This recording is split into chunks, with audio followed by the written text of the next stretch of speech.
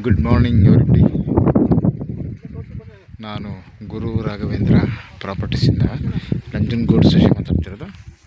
ಈ ರಸ್ತೆ ಬಂದು ಊಟಿ ರೋಡಿಂದ ಬರುವಂತಹ ಒಂದು ಸಬ್ ರಸ್ತೆ, ಸುಮಾರು ಒಂದು 3 ಕಿಲೋಮೀಟ್ರ್ ಆಗುತ್ತೆ. ಈ ರಸ್ತೆಗೆ ಅಟ್ಯಾಚ್ ಆಗಿ ನೋಡಿ, ಈ ಫೆನ್ಸಿಂಗ್ ಇದೆಯಲ್ಲ, ಈ ಫೆನ್ಸಿಂಗ್ ಸೇರಿದಂಗೆ ಈ ಪ್ರಾಪರ್ಟಿ ಇರೋವಂಥದ್ದು.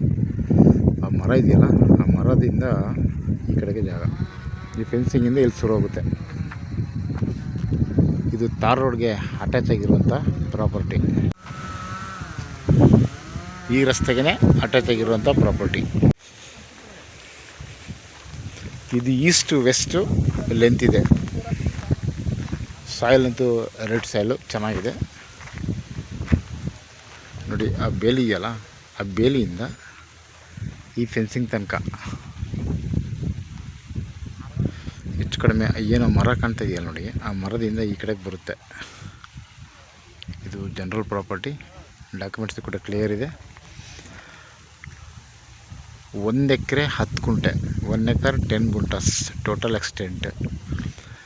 ಇದು ಮೈಸೂರು ರಿಂಗ್ ರೋಡಿಂದ 30 ಕಿಲೋಮೀಟ್ರ್ ಆಗುತ್ತೆ. Exact 30 kilometres from Mysuru ring road and 3 kilometres from Ooty road.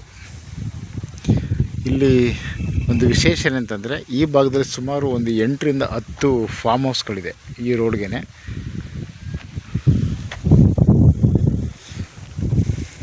ಇದು ಸಿಟಿಗೆ ಹತ್ತಿರ ಇದೆ.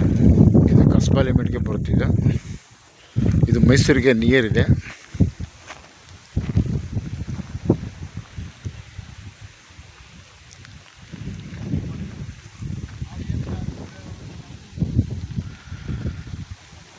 ಒಂದು ಎಕರೆ 10 ಗುಂಟೆ ಜನರಲ್ ಪ್ರಾಪರ್ಟಿ, ರೆಡಿ ಟು ರಿಜಿಸ್ಟ್ರೇಷನ್ಗಿದೆ.